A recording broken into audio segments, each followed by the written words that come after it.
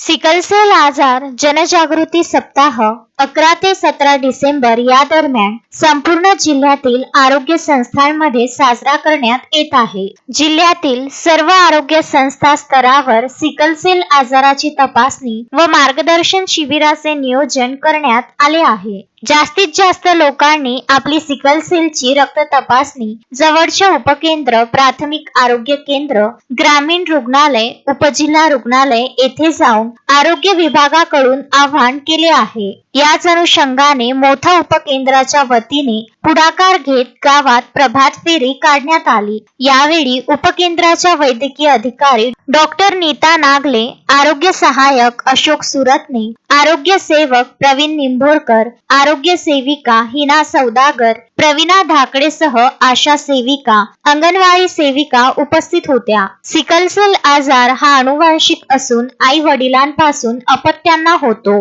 Sickle cell हा रक्तपेशींशी संबंधित आजार आहे. सामान्य रक्तपेशी या वर्तुळावर व लवचिक असतात, तर सिकलसेल रक्तपेशी या विळ्याच्या आकाराच्या व ताठर असतात. या आजाराला प्रतिबंध करायचा असेल तर वाहक